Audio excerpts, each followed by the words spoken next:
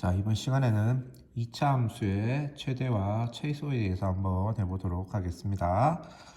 자, 2차 함수의 최대와 최소인데요. 자, 우선 이런 최대와 최소 문제는 수학에서 되게 많이 다루고 되게 중요한 문제입니다. 왜냐 그러면 우리가 몇 생각하잖아요. 수학 그거 어디 배웁니까? 라고 물을 때 이제 뭐 가장 실용적인 학문이다 이렇게 말을 하는데 어디서 실용적이냐? 뭐 최소의 비용으로 최대의 이익을 얻기 위한 뭐 이런 말이 나오지 않습니까? 그렇죠? 그래서 그런 것에도 쓰이기 때문에 결국은 최대 최소 문제는 아주 중요하게 다루고 시험에서도 정말 자주 물어보는 그런 부분이 되겠습니다. 자, 그럼 오늘은 그 중에서 2차 함수에 대해서 한번 해볼 건데요. 자, 여러분들이 앞으로 배울 때 이번에는 2차 함수를 할 거예요. 근데 이제 학년이 올라가면 이 함수 모양만 바뀔 거예요. 이 함수 모양이 2차 함수에서 뭐 다른 함수로 바뀌고 하는데 결국은 최대값, 최소값 구하는 것은 결국은 하게 됩니다. 하게 되고 그것의 완성본이 이제 소위 말하는 미분이라는 쪽으로 연결되는 것인데, 자, 그러면 최대 최소에 대해서 하기 전에 조금 한 가지 질문을 한번 해보겠습니다. 자, 우리 반에서 가장 키가 큰 학생은 누구라고 묻는 거랑 학생의 키는 얼마인가 라고 묻는 것에 대한 질문이 조금 다르죠. 우리 반에서 가장 키가 큰 학생은 누구, 그 다음에 키가 얼마인가 라고 묻는 게 좀 다르다, 그렇지? 예를 들어서 효성이가 가장 크고 효성이의 키가 172cm예요 이렇게 얘기를 할 수 있잖아, 그렇죠? 답이 다르잖아, 그렇지? 그래서 요때 효성이 이걸 갖다 최대라고 말해요. 최대. 그 다음에 172라는 것은 최대 값을 의미합니다. 그래서 제일 큰 친구는 효성이고 그 친구의 키가 172cm이다 이렇게 말하는 거죠. 그러니까 결국은 우리가 함수라는 게 y는 뭐 ax 제곱 더하기 bx 더하기 c 이거잖아요, 그렇죠? 2차 함수는 요건데 x 이퀄 얼마에서 최대이고 최대값은 그때의 y값이다. 여기에 대응되는 y값이 되겠죠. 이것이 이제 문제 푸는데 기본적으로 여러분들 용어에 대해서 좀 아셔야 됩니다.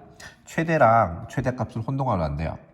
제목에서는 최대와 최소 이렇게 되어 있는데요. 실질적으로 시험에서 물어보는 것은 최대값과 최소값을 제일 많이 물어보기 때문에 거기에 대해서 여러분들이 개념을 잡고 있어줘야 됩니다.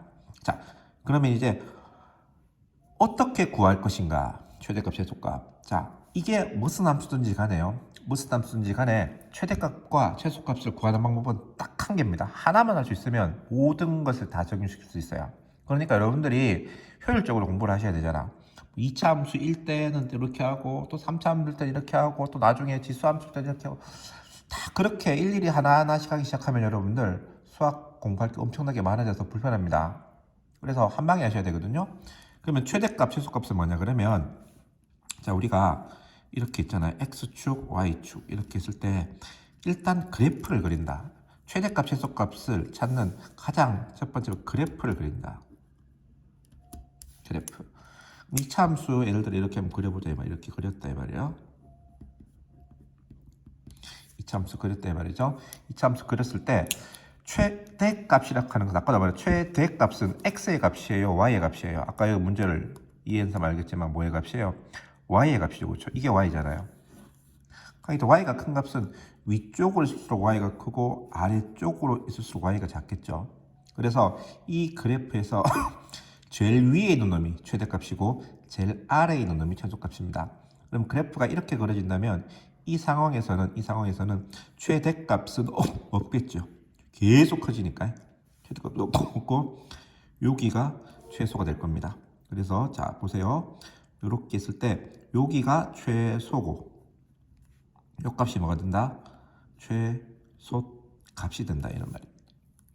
그래서 그래프를 그렸을 때 제일 아래에 있는 놈이 최소값, 제일 위에 있는 놈이 최대에 관계된다. 그렇게 여러분들 생각하시면 되겠어요. 자, 예를 한번 들어보겠습니다.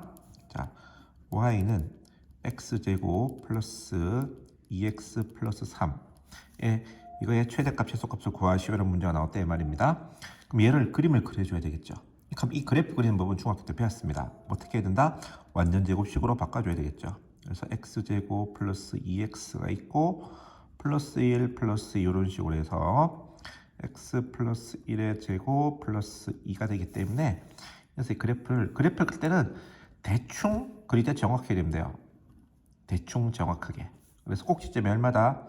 마이너스 1,2가 되겠고요. 그 다음에 r을 볼록한 이런 함수가 되겠죠.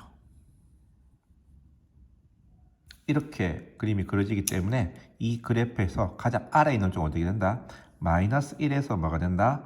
최소가 되겠고 최소값은 얼마다? 2다. 이렇게 생각할 수 있겠죠. 근데 여기서 이제 문제가 나갈 때 이제 어떻게 나갈 거냐 그러면 특별한 말이 없으면 이게 답이에요. 이게 답인데 근데 이제 단 이렇게 붙는 거예요. 단 마이너스 2에서 x가 3 사이에서 최대값과 최소값을 구하시오 이렇게 나와 있다 이 말입니다. 그러면은 이 전체가 다 되는 게 아니고 우리가 관심 있는 게 마이너스 x가 마이너스 2부터 3까지 x가 마이너스 3까지만 의미가 있기 때문에 우리가 원하는 것은 요 그래프가 되겠죠.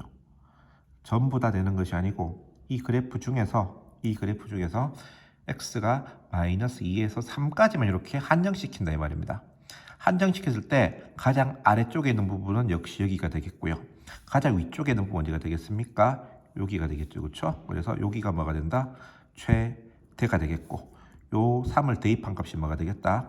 최대 값이 된다는 사실을 알 수가 있어요.